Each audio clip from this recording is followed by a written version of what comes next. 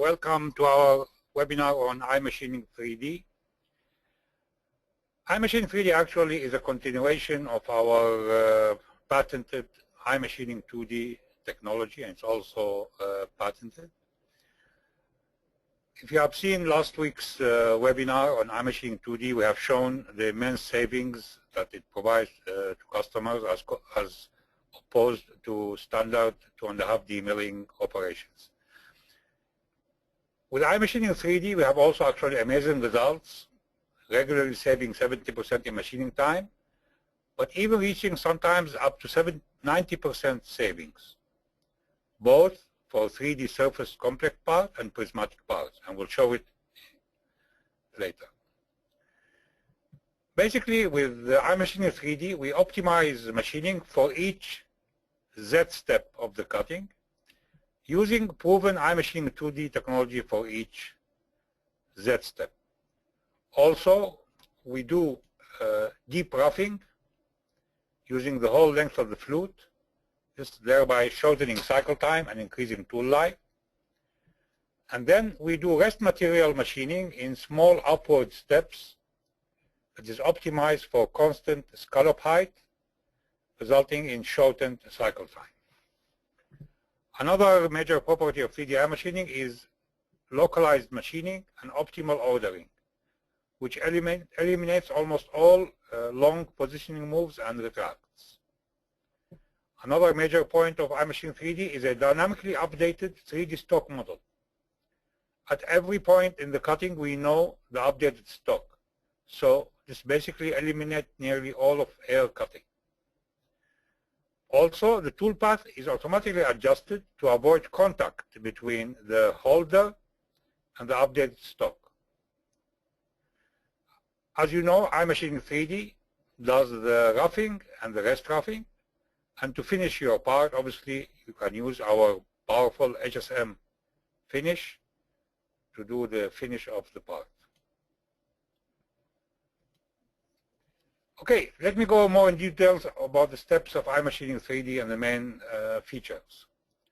As I said, we use our proven 2D iMachining algorithms to generate morphing spiral toolpaths and obviously also toroidal toolpaths at every Z level. And what Z levels to cut, this is determined automatically by the 3D iMachining algorithm, resulting in the shortest possible time. We see here, in this, we take a simple example, that is this cavity that has from two sides vertical walls, and then it has sloped walls on both sides, one with a bigger, steeper angle and one with a smaller angle. So first we'll see the rough down step.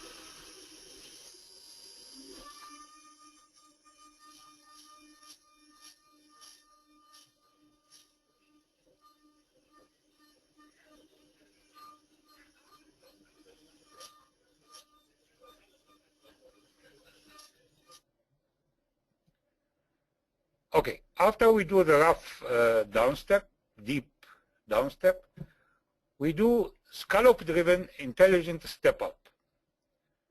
So the rest roughing in step-up mode removes the rest material on the slopes of the part. And for each of the slopes, the step-up changes dynamically to maintain the same scallop size throughout the operation. So if we look at these two sloped walls, one has a steeper slope and the other has a smaller slope. So to produce the required scallop, we have to more step-ups in the left sloped wall than on the right sloped wall. And this is the main advantage of our 3D iMachining. All other CAM systems, when they do such cutting, they usually do all around. They don't do localized step-up based on the slope of the wall. So, and the parameter of the scallop, obviously, is defined by you inside our iMachining 3D operation. Also, in addition to the subject of localized step-up, we have a lot of reduced retracts and long position moves and non-cutting motions by doing toolpath sorting and then 3D Z-level linking. So basically, all the toolpath on the one side, on the slope on this side, is finished, and then we move to the other slope and we finish the 3 step-ups. We'll see this now in the cutting itself.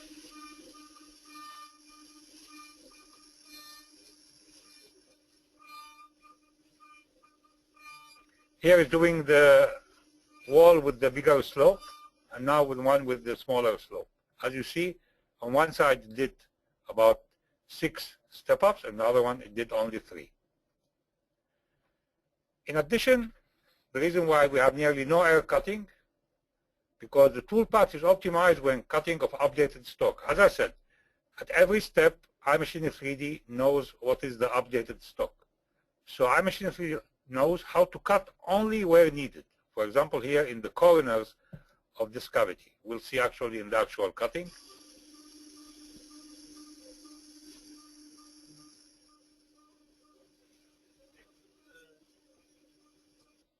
You saw here how we cut all 4 corners, each one separately.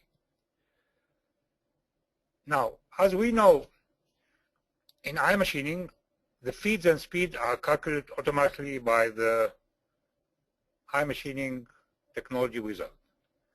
So, in 2D iMachining, there's only 2D cuts, and the feed and speed are calculated for this cut. In iMachining 3D, there are several cuts at different Z steps, and for each one, the technology wizard is always working to maximize the performance and efficiency and providing you with the optimal feeds and speeds. As I mentioned before, 3D iMachining is also good for prismatic parts. Why? If you look at this example of a pocket electronic piece, pocket with irons, to do this part in iMachining 2D, you will have to define the geometry of all these pockets, their levels, and do separate operations. So you have many operations to finish this electronic cavity with 2D iMachining. A lot of work to define all these geometries. While with iMachining 3D, you just pick the target model, start with the stock, and by 3D iMachining automatically identifies the depths and the geometries and perform all the roughing and rest roughing in a single operation. A major saving in your programming time and also a more optimized toolpath. Also, another important feature is that we have tangent lead-in, lead-out arcs that are automatically performed by entering and exiting a cut. This smooth motion allows for faster, more efficient machining, and it increases the tool and machine life. And as I already mentioned, all the time the wizard is automatically calculating the cutting conditions. And you remember always, this is one of the major advantages of iMachining, is that it's not only an optimal toolpath, but a wizard that automatically calculates the feeds and the speeds and also give you the step over and the depth. Let's look actually now at the cutting of a more complicated part, of a mold part, using iMachining 3D, and let's see the main features that we talked about already.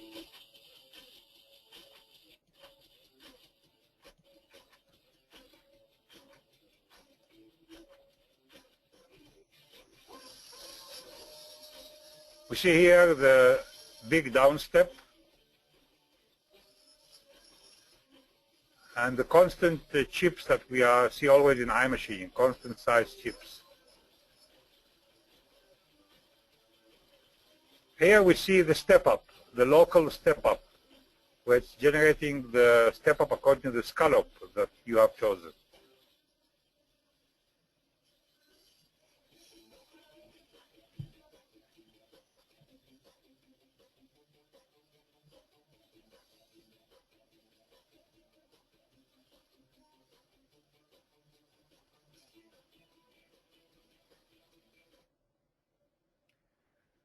Let's look at some examples from our customers. Here is a customer in Germany, Heidkamp Metalworking, who is using both iMachining 2D and 3D to cut aluminum parts from several sides. And this is the statement that he made. It was just amazing. iMachining worked immediately. That's one advantage of using iMachining. Always I say, it's easy to use. For all components, we now achieve savings of 65 to 75% for this type of parts at this customer. Let's look at another customer that's doing iMachining 3D in steel. Here he had a cutting depth of 43 millimeter. His previous time using other type of operation was 146 minutes. With iMachining 3D, he got 28 minutes, a saving of 81%. As I mentioned, in iMachining 3D, you could save more time than iMachining 2D. Also, iMachining can be used in combination of any other of the operations inside SolidCAM. For example, here I will show you where iMachining 2D actually is used in a mill turn part. This is a medical part made of aluminum coming from our customer Pro Castro in Germany. It's cut on a Mazak Intergrex mill turn machine.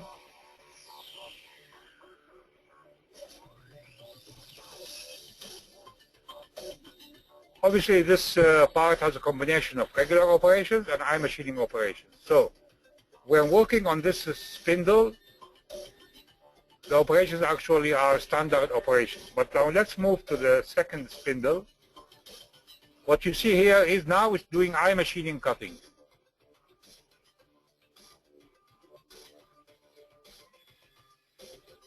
It's a morphed spiral toolpath.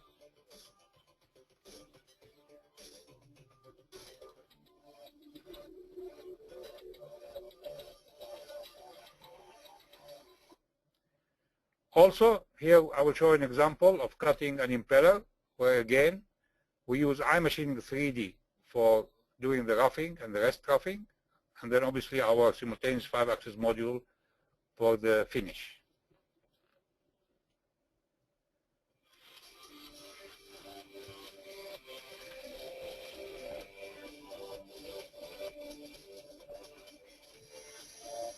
Here we see the first deep roughing down step.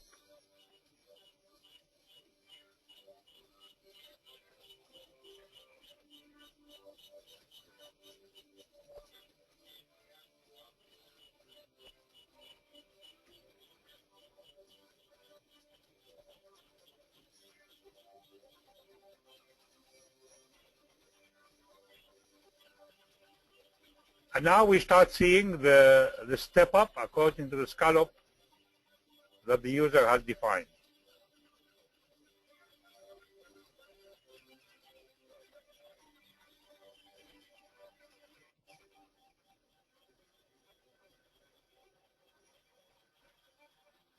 After finishing the roughing and the rest rough, it will start with the simultaneous 5-axis finish. Now it starts.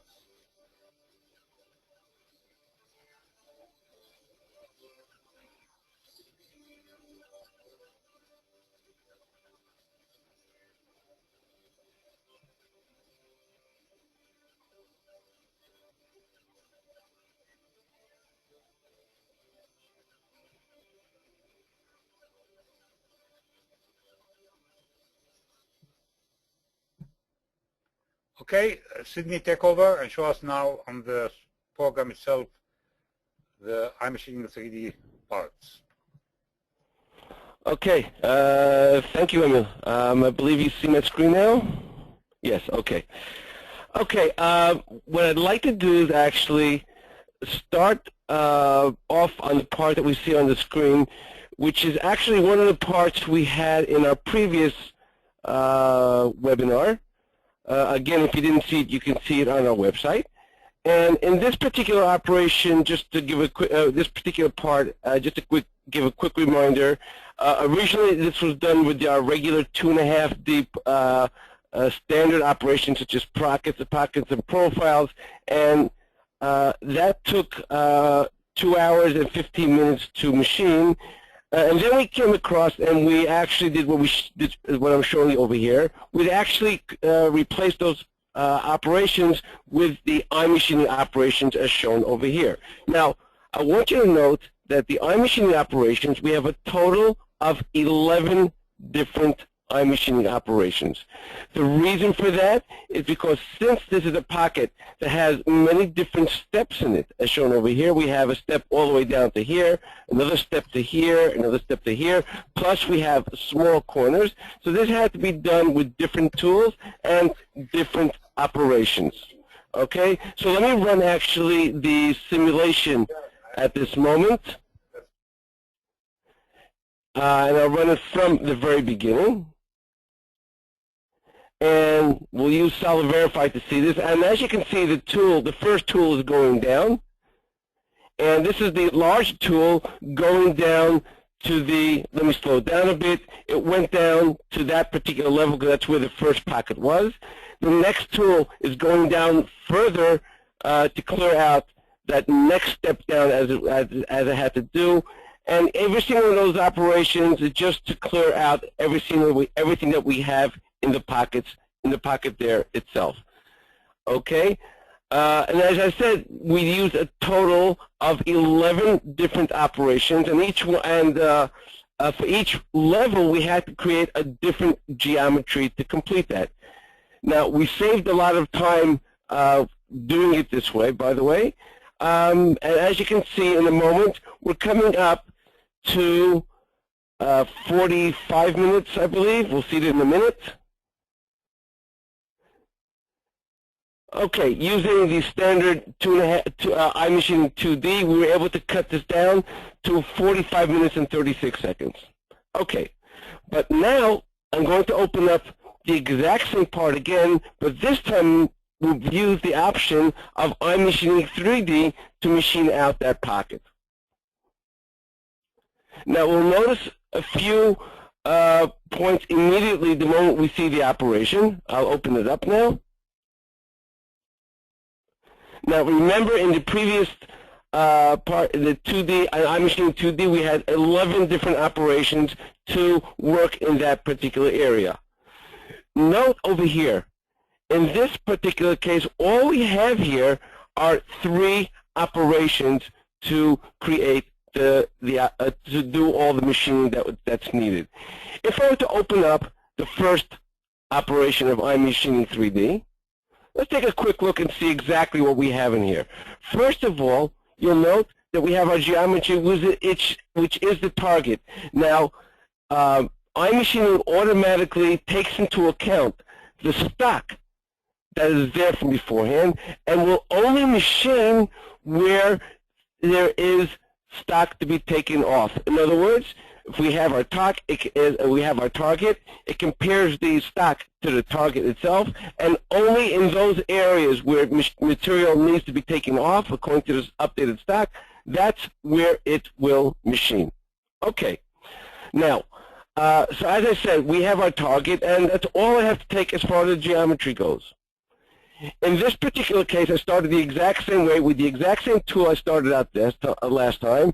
Let me just point out the tool to you itself. It's a 20 millimeter end mill with 40 millimeters cutting length, and it's outside of the holder by 90 millimeters. Now, if I were to go into my technology wizard, you'll note that it automatically broke up the down steps, and that's the actual roughing down step as it's going down. In other words, it's first going to take its really deep steps as far down as it can go. And as far as stepping up on the part, as Emil had mentioned before, that is controlled, the step-ups are controlled by the scallop. Now, I'm not going to go too deep into scallop right now. I'm going to explain scallop in more detail a little later on in the webinar. But just note that we have the scallop over here. Now, let me run the simulation, actually. And I'm going to point out a few things about the first tool as it's working, as we see it in the simulation itself. I'm going to start off by going down. Now, as you see, it's going down exactly the way it did in the original 2D iMachining 2D. But note, when it gets to the point where it got only to that one step, note what is happening over here. The tool itself, if I were to put it on a side view, you'll see that the holder is actually inside the part. Now, SolidCAM iMachining 2D automatically 3D automatically recognizes the fact that there's a holder there. So what is actually happening over here, instead of only being able to go down to this level as shown over there, it's going down further but actually moving itself away from the wall because it recognizes that there's a holder there, and will make sure the tool will go as deep as possible without having the holder touch the actual wall itself. Let's continue on down now with the simulation itself. And as you see, it's going further and further down in the part and did the maximum it can go. But note now, the next tool is about to start working. Now, in the previous iMachining 2D, this tool actually cleared out this whole area on the bottom because the bigger tool could not go all the way down. But now that this has cleared, the bigger tool has cleared away this area over here, this tool has less to do in those areas. So now it's only working where it needs to work. As you can see in a moment, you'll see the simulation. You see it's only working now in these areas over here. It's not working in the middle at all. Also, it's taking off only in the corners where it needs to take off. But note that this tool is not working in the middle at all. Now the last tool, it's just finishing off the corners where it needs to finish off because of the sharp corners that it had over here, the smaller radius corners. Now note, before we had a total of 45 minutes to machine it in iMachining 3D, which was a lot in iMachining 2D, which was a lot faster than 2 hours that we had in our standard. But now turning this over into iMachining 3D, we went down even more so. Now we did it in 29.5 minutes. And that was because the iMachining 3D made it a more efficient toolpath by allowing the larger tool to go further down into the pocket and stepping away from where it, making sure that it would not touch the sidewall with the holder itself. Okay, so first of all, we saw over here that iMachining 3D can be used in prismatic parts as well. Okay, now let's load a different part. The part that I'm about to load is an actual mold. We'll see this in a moment.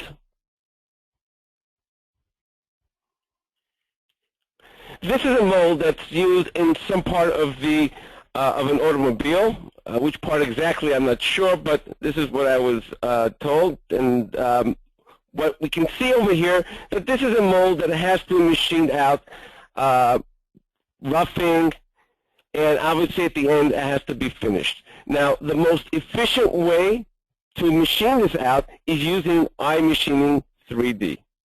Okay? Let's first take a look at the operation itself. And in this operation, the first operation over here, again, we use the target. That's all I have to do as far as the geometry goes. And again, as far as the stock goes, it recognizes where the stock is and always compares what stock is left over to machine, and it'll only machine where it needs to machine with that on that stock. The tool in this particular case is a 16 millimeter end mill, sticking out of the holder of 45 millimeters. That's all we need to have over there. And in our technology wizard, you can see it's going to go down a total of 4 times in the pocket. It's in the part itself as far as its rough cuts. And in our technology, again, we have our step-ups controlled by the scallop. Now, again, be a little patient on the scallops. I'll explain this a little more in my next part. But just, again, note that we have the scallop, which controls our step-up on the part itself. Now, let's go and take a look at the simulation over here. Let's run the simulation on the first operation that we have over here. Actually, I'll run it on the entire part, but stop in between. one thing Emil had mentioned in the very beginning is that with iMachining 3D, each Z level is optimized to give you the most efficient cut on that particular level. And we'll see this very clearly in this particular part. Starting off with the first Z level, note that it's doing a trapezoidal cut to clear out this area, as shown over here. Once this area has been cleared out, it left this area with a completely open island all around, allowing for a morphed spiral cut around that area itself.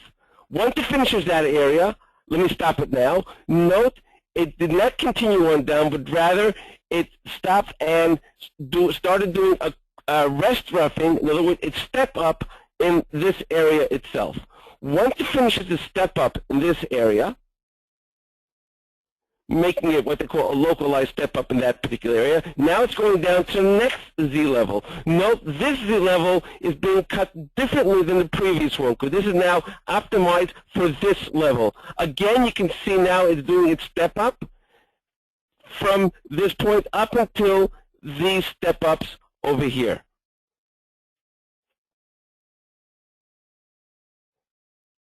Now, as you see, it's finishing the step-ups over here. Now it's going down to its next level. Now, this particular level, it actually did a helical entrance into the part itself, because this area itself is lower down than this wall over here. So in order to get to the very bottom, I had to do a helical cut.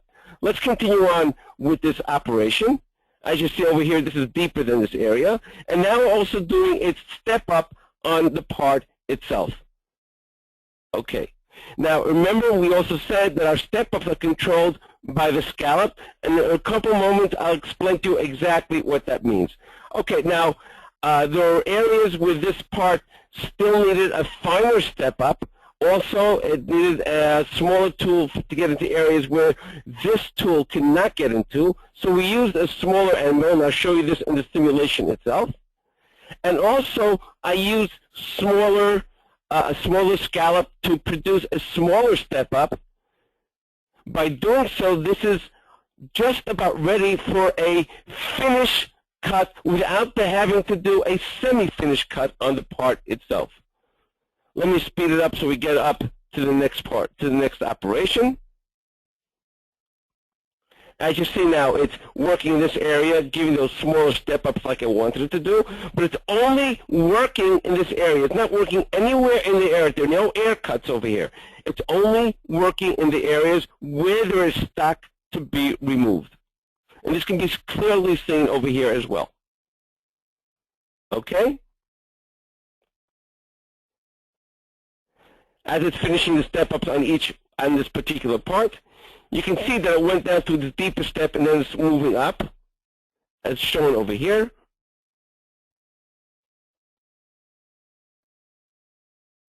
We'll let it run, let it take its course to get to the very top, because it actually does look very nice when it's finished. But what you're seeing here at the end result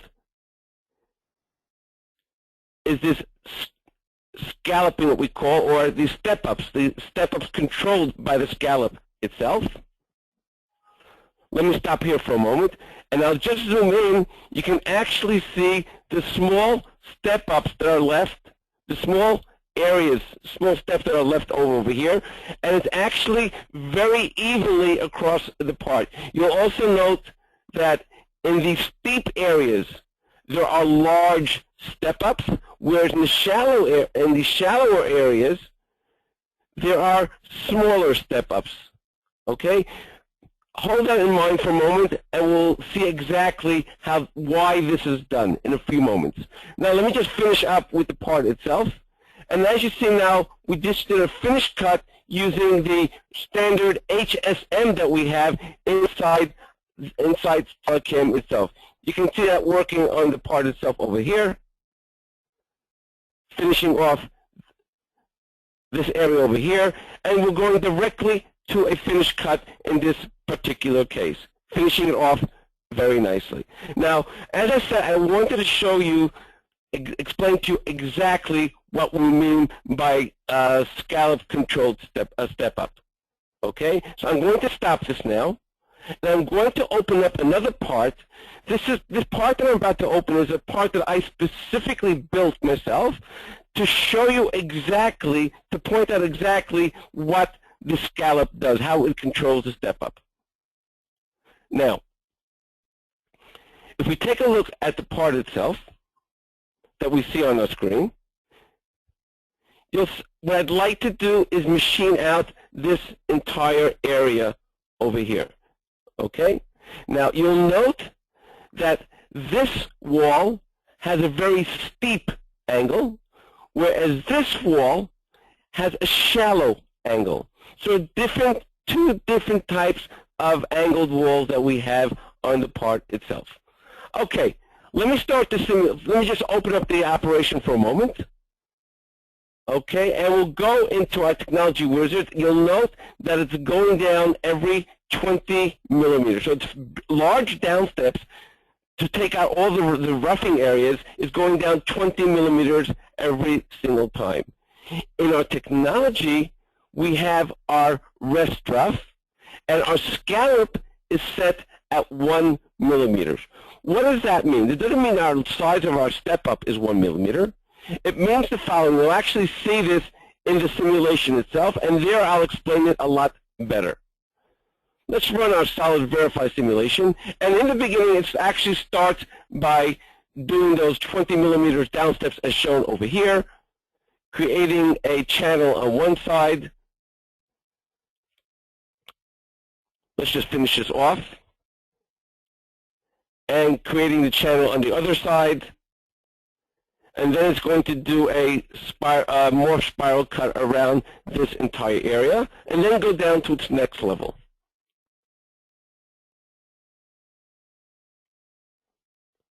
Okay, as you see, it's doing its morph spiral over here. And now it's going down to the next level. Now you'll note that's only clearing up until this area. In other words, what's actually happening is that we have all of this here, this area from here. If I drew a line from here going all the way over to here, all of this is excess material. There's a lot of excess material in this particular area over here. Note, however, in this particular area over here, where we have a steep wall, this is the actual excess material. If I was to draw a line going from here up till here, that is the excess material left on that side. Okay, now it's going down to its final step.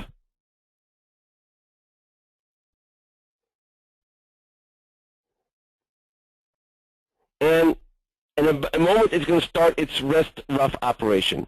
Now, here's where we start our rest rough. Note that it's working on the sides over here. Here we go. You can see what's happening over here, actually. It's working on the side, and you note that when it's working on this side now, it's only working on this side. It's working locally. Now, also note that it has these small step-ups over here.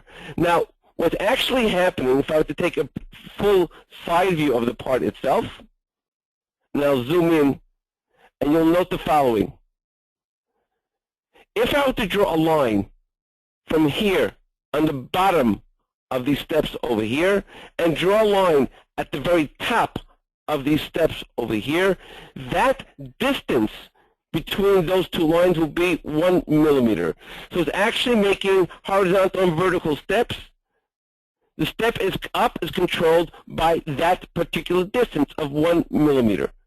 That's why we have a lot of steps over here, because it's a shallow area. Now note the steep area over here. I'll do the same thing. We have a line going down at the very back of the cuts over here, as well as a line going down as in the front over here. Now in those particular cases, we have larger step-ups in order to get to that particular line. Let me actually close the simulation itself, and we'll take a look at a sketch that I created for this part itself. We can see it actually very clearly. If I were to just open up the sketch, you'll see the following. This is a 1 millimeter line away from this wall over here. And you'll note these are the steps that we're getting. The step up is only going up to this line. So we have these shallow step ups as shown over here, giving us for a lot of step ups. Whereas on the other side, we don't need as many step ups. As you can see over here, the step up goes all the way over here, up until that 1 millimeter line over here. So the scallop is actually controlling the size of the step up as we see over here, which makes it for a lot more efficient. By doing that, when we have these shallow steps over here, on the other side where we have to have it, since we don't need it on this side, it's not going to do it over here. This is something that is exclusive in SolidCAM. No one else works this way, and this is the most efficient way to work on these type of walls. Okay, what I'd like to do is now close this part and load my next part. Now that we understand what the scallop does, and we saw a little bit before of what the holder clearance does, let's take a look now at the next part that I'm going to show you. Excuse me. Now, this part is actually a part from it's a helicopter component. And what we'll notice over here, what I want you to pay specific attention to, is this area over here. Now you'll note that these areas over here, you have your different shapes over here, and obviously it's going to make some kind of a scallop step up over here, controlled by the scallop. Same thing over here as well, and these surfaces over here. But I want you to note this area over here. This is actually a vertical wall over here, and we have a step down from this area up until this floor over here, a total of 65 millimeters. Now I want you to note that we have also this area over here, all of a sudden starting to bulge out at the very bottom, but this part over here is straight. Okay. Now, let's actually open up the first operation. Let's take note of a few options over here. First, again, we have our target, and that, again, as I mentioned before, is compared to our stock that we have left over, machining only where it needs to. Taking a look at our tool, we have a 16 millimeter tool that's outside of our holder by 45 millimeters. Now, I had mentioned before about the holder clearance. That's actually seen inside our tools. We have the holder clearance over here, and that's put in there automatically. That's calculated automatically. Now, in our technology wizard, we can see that how far we're going down each time. That's automatically controlled by the wizard itself. And in our technology, we have our scallop in the part, as shown over here.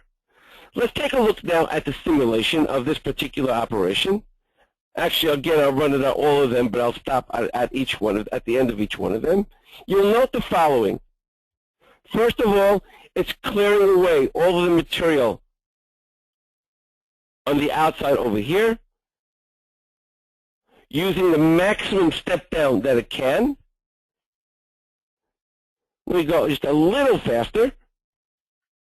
And then working into the areas where it needs to go into. And now you'll note that it's starting its step up controlled by the scallop. Once it finishes its step up in this area over here, it's now going to start its next full cut at the bottom over here. You see now it's taking another full cut at the bottom over here. And again, now it's working in its rest material capacity to do the step-ups controlled by the scallops. Different steep angles will have the different step-ups because that's controlled by the scallop again. Okay? Now, I want you to take note to this area over here. The holder, as I said, is outside of this tool, as I said, is outside of the holder by a total of 45 millimeters, but now we're working pretty deep in the part. Now, these areas over here, it can do a scallop, it can do the step-ups, but note what happens in this area over here. We'll see that in a moment.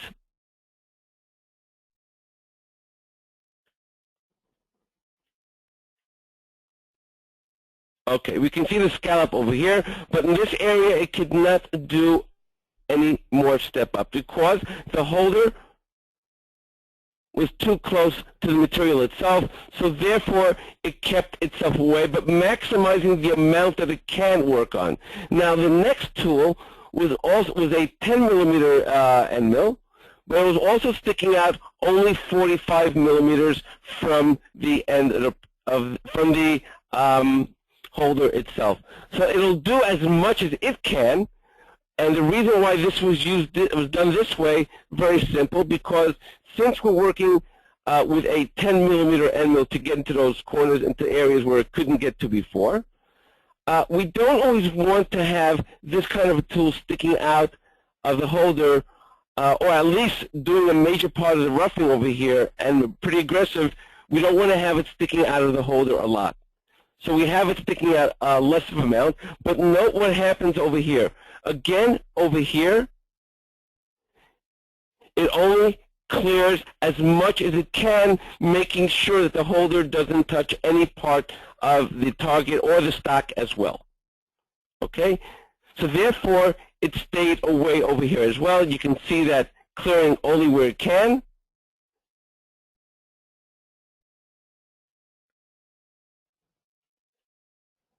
Okay, in those small corners, he has to get into those corners over there as well. But this area, we'll see that in a minute, was not touched. Only parts of it were touched, but not all of it. So we still have this area to be cleared out over here. So for that, we used another end mill, again a 10 millimeter end mill. But this time it's sticking out longer, and we're not working as aggressive as the other one. However, there's less material for it to take out, so we do not have to work for a long time with less of an aggressivity. As you can see, it's taking out wherever it needs to take out, but note what happens now in this particular area. Now it's working in these areas as well, clearing out those excess material that had to be cleared out. So all of this was done using iMachining 3D, but I did not have to create any specific extra geometries. Everything was controlled within iMachining and the technology wizard as well.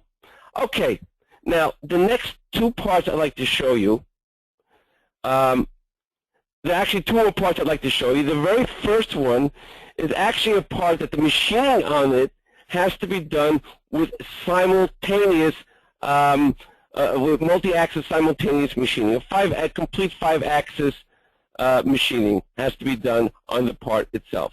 Now, even though the part that we're going to be seeing needs a 5-axis machining on it, a simultaneous machining, the bulk of the material around over here can be machined out, or the most efficient way to machine it out is actually using iMachining 3D.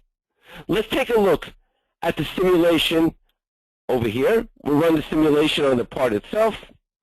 And this is actually the part that Emil had showed you before inside the video. Now, let me slow this down in the very beginning. I want to point out a few pointers over here. Note the tool is using the maximum length that it can of that tool to take its step down. Okay? Now note, as it starts moving its way up, it's starting now to do its scallop, the step-ups, which is controlled by the scallop. Now, what's also nice to note is that the more it goes up, the less there is to cut as it's moving its way up into the part itself. You can see it's clearing away all the material. You can see the step-ups over here go a little faster. You can see it's also taking away the angle is completely controlled by the technology, by the wizard inside iMachining. And note, the wizard actually controls the feed and speed on each level differently because there are different thicknesses also. This amount that's actually cutting on each level. So that is also controlled automatically by the iMachining wizard. As you see now, you have all your step-ups on the part itself, and now it's ready to do its 5-axis simultaneous operation on the part itself. So we saw here that it's not only helpful in our regular 3D operations or our regular 2D prismatic parts, but it helps us as well when we're working on simultaneous, the parts that need to be machined in simultaneous as shown over here. Now, not only is this helpful in our milling packages as shown over here, but this is also very helpful even inside our mill turn packages as well, which we'll see in a moment. I'll open up a part which is mill turn.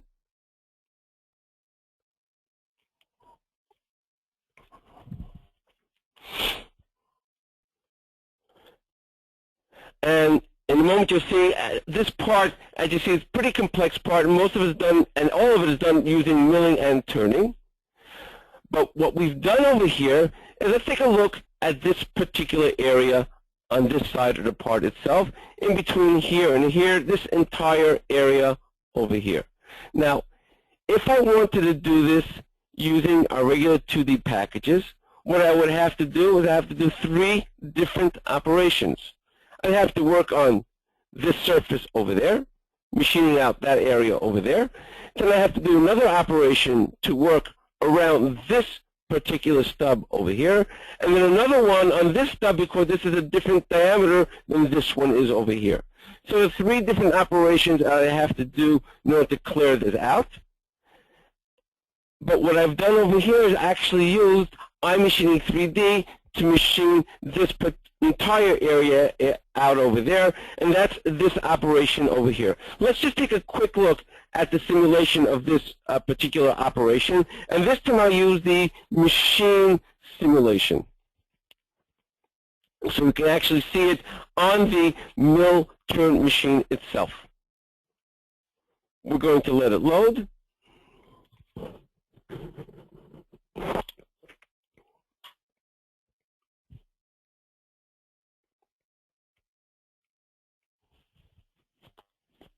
And it's just updating the part for the simulation.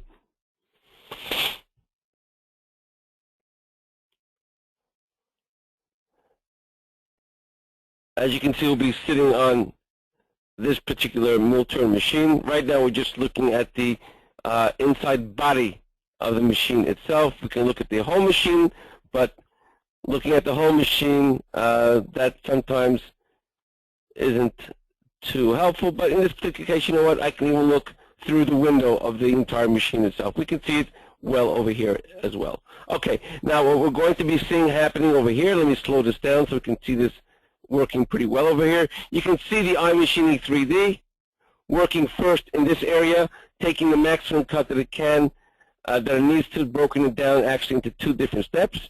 You can see it takes its first deep step, its second deep step. Now when it finishes that area over there, now it's going to actually start working on these walls over here, doing the scallop, the step-ups controlled by the scallops. And notice it only works in the areas where it needs to work. It's not going back and forth between these 2 areas over here. It's first finishing one side, localizing the area that has to work, making it more efficient, also making it for less moves back and forth between the 2 studs itself. When it finishes this area itself, it'll then only then go over to the next area on this part as shown over here. Now again, this is working inside the mill turn machine as shown over here. Zooming back in, we can see exactly what's going on over here. Okay, now you'll note in a minute it's going to flip over and work on this side as well.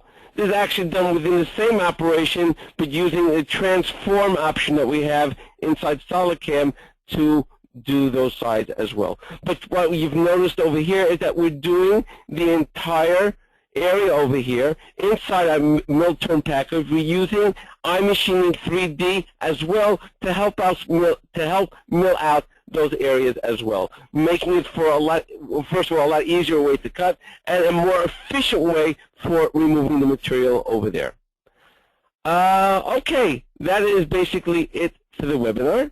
I just want to remind everyone, again, that if you missed our last webinar, if you were to go into our website, you'll note that we have inside webinars, webinar recordings, and you can see the recording that we had for last week's webinar, which was the iMachining Grid Value Story Part 1. Today was Part 2, last week was Part 1, and you can see that there as well. Okay, I'd like to thank everyone for joining the webinar, and we'll hopefully see you again next week in our next webinar. Take care and have a great day.